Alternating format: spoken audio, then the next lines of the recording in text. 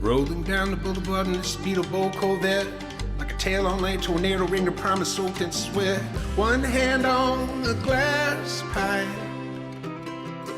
the other on the wheel.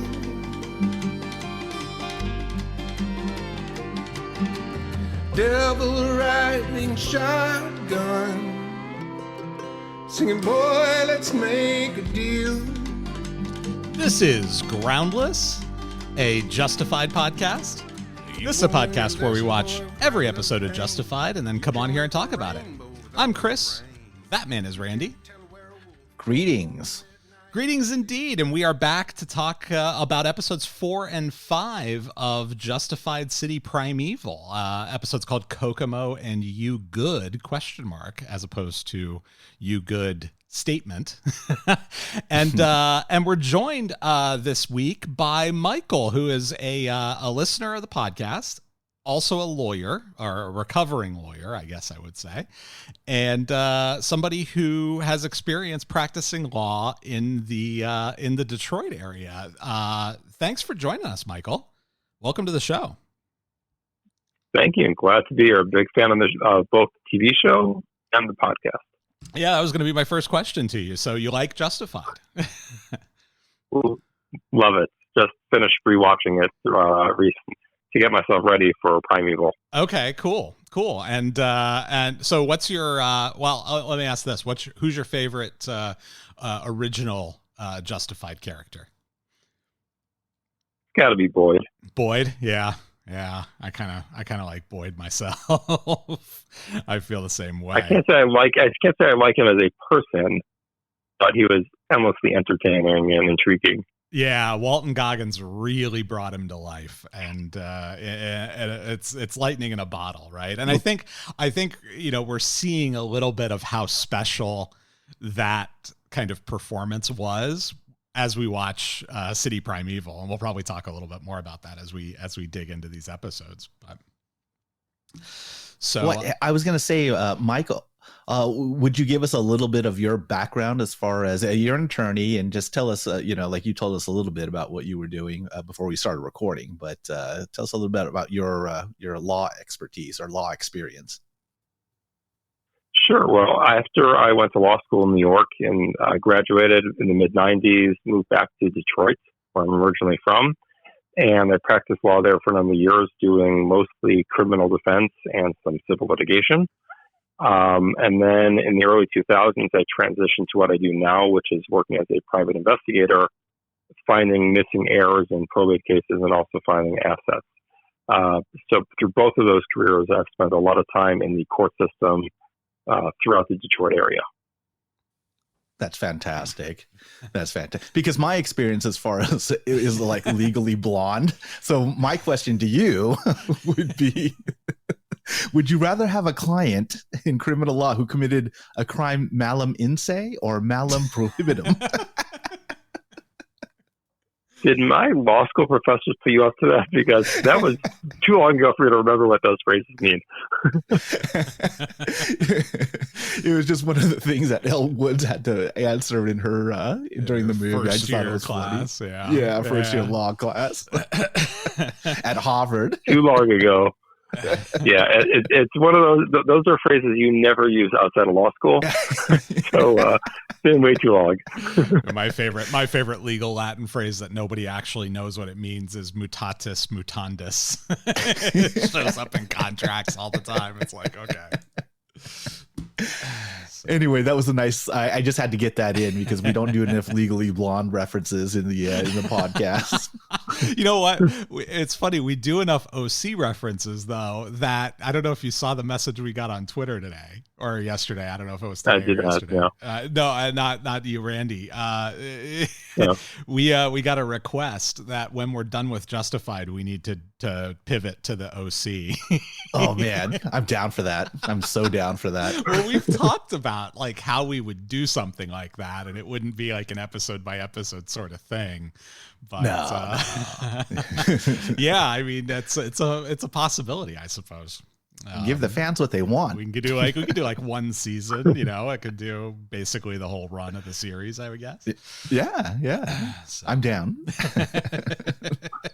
Well, let's get into these episodes, because I think that we've got a little bit of meat on the bone here to talk about. I think if we were just here to talk about Kokomo episode 4, I think we'd have a little bit of trouble filling the time, because it felt very much like a filler episode to me, which is weird for a show that's only got 8 episodes for it. It's weird to have sort of a filler in there, but episode 5, some stuff actually started to happen. So let's talk a little bit about, I think the best place to start is probably where we started episode 4, which is with Sandy and Clement and Skender. And so if we remember where we ended episode 3, you've got Skender at gunpoint from Clement Mansell, who's asking him where the money is. Skender swears he doesn't have any. And so at the beginning of this episode, Skender gets his leg broken by that giant panic room door. And Mansell makes Sandy do it, right? He makes her push the button that closes the door because he's busy holding his gun on Skender and threatening him. And so Sandy's having a pretty bad day, I would say. From that point forward, you've got that happening. You got her busting his leg. And I mean, you have to imagine that almost cut his leg off, because that's a big, heavy door, right? Yeah. Yeah. And so you've got her, she's smoking a ton of pot because she's very stressed. And then the Albanians pull out her roommate's teeth because they want to use her as bait. And Clement's being a dick because that's kind of what he is, but you got to admit that roommate really held out, though, huh? Oh yeah, well, I mean, she didn't really have like much to hold out for, because she doesn't like Sandy very much, it seems. Yeah. But she's definitely she definitely had an attitude about the whole thing. It was great hearing her curse in Chinese to the Albanians when they were talking, and I don't know if it's Albanian is what they speak, but that's what they call it on the show, but. So Michael, are there a bunch of Albanian gangsters in Detroit? Is that a thing that comes out of reality? So I actually wasn't so aware that there was one, but I did do a little digging before we got on this call, and apparently there is a pretty good sized Albanian population. I think might be the largest one outside of the country of Albania, and there is definitely some organized crime in the Detroit area. It tends to be more up in Macomb County, which is to the northeast of Detroit. Okay. Detroit, just for a little background, Metro Detroit is made up of really 3 counties: Wayne, which is where Detroit is, and Oakland and Macomb. It's kind of like the tri-county area, and that's about 4 million people. So I think the Albanians are more up in Macomb County, which is a lot of different ethnic groups. But obviously, everybody's going to do business downtown, which is where the hub of all activity is, including criminal activity. Right. Okay. All right. Yeah, I wasn't sure if you maybe brushed up against any of it in your criminal defense days, if you brushed up against any of the organized crime activity.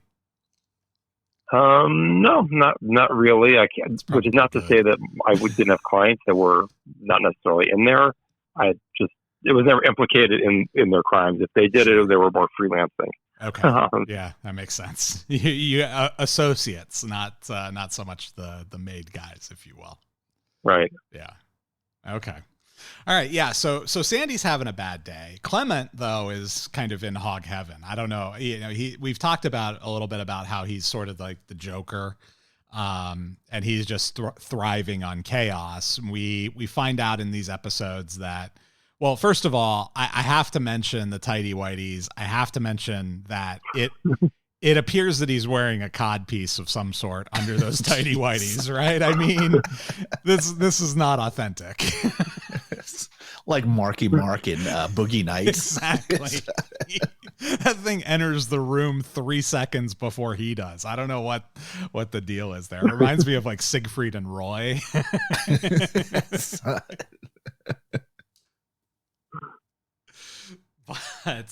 But yeah, we find out. So we had mentioned, I think in the last episode, we talked about Chekhov's toaster a little bit and why he was so, protective of the toaster. Well, it turns out he's got the judge's journal. It's been hidden in the toaster. And now he's got a new plan. Since everything failed with Skender, thanks mostly to his impatience. He's now on to the next scheme, which is to figure out how to monetize the journal. And he needs Sweetie to help him there. And so that's where we bring Sweetie into the conversation. He's unfortunately caught up in the wordy bureaucracies of insurance. Who they tell him because the cops did the damage to his property, he can't file an insurance claim because it's not a covered loss, which is I don't know. I do mostly corporate insurance, so I don't look this closely at this sort of thing, but I think that that's probably accurate. Like you can't, if the cops kick in your front door and arrest you, I don't think you can file an insurance claim with your homeowner's insurance to recover for the cost of that front door. If they wrongly, I do know this, if they wrongly kick in your front door, you can file a claim with the police and get compensated for that. So I do know that does happen from time to time. But that's always the insurance companies never want to pay, right? So right, they'll find anything to, yeah. And it always bothered me because when there were the riots back in 2020, like people was, oh, you have insurance, but who, if you were a business owner, why would you want to deal with the insurance? Like if your store got burnt down or whatever, it just always bothered me. Like people would say, oh, it's defensible because you have insurance, it'll be covered. No, we've socialized the loss, so it's perfectly okay, right? But it's not. You're absolutely right. I mean, to state that you have insurance is a little bit of an oversimplification when you having been at the end of some insurance claims on the corporate side of things for many hundreds of thousands or millions of dollars. I will tell you that it's not easy to get that money out of that insurance company. They're going to do everything they can, just like your health insurance company, just like your auto carrier. They're going to do everything they can to hang on to that money because that's the game. That's the strategy. Yeah, they're playing. Well, it's also the insurance. Even if you do get your claim paid, the insurance companies are going to jack up your premiums going forward. Or just drop you entirely, right? Yeah. That's what we're seeing with cyber coverage now, is that they're just refusing to cover it because it's not profitable. Or homeowners insurance in California or Florida, for that matter. Is that that's the new thing? Because I know, that's what I've heard also, that they're dropping homeowners in certain places. Yeah, I mean, State Farm exited California. They're not writing any new policies for homeowners in California. Farmers is doing the same thing. I think Allstate did a couple years ago, exited California. So. But I guess in Florida, like basically every insurance company, I think that's where you live now, right, Michael? Is Florida? Yeah, so we live in Orlando. We renting, which we just moved down there just recently, and that's what I've heard from people who've been buying houses. It's very hard to get insurance. So even if you can afford the big prices that have been coming down in terms of the sticker price on the house as well as the interest rates on the mortgage, that getting insurance is very difficult these days. Yeah. And incredibly expensive too, from what I hear. So not great, not a great situation. And to your point, Randy, it's like, you can't just say, oh, well, you have insurance, you're fine, because you're not. It's just like anything else. It's a scam. It's all a scam. It's all a scam. It's all a scam. So Sandy sells out Sweetie. So Sweetie, gets the bad news from the insurance company, and Sandy shows up along with Clement.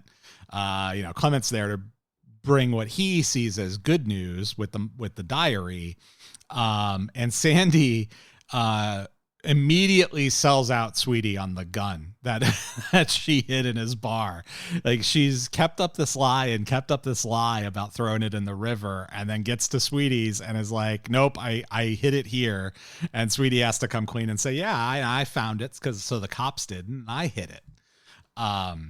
And what we find out is that it's a Walther P-38 World War II replica, not a Luger. I was astounded to find that out. I did not think that was going to be what that was. Well, I was just thinking, is that weapon, because are we talking about different murders here? As far as there's like that, there was a massacre that they referenced, but then there was that one incident, I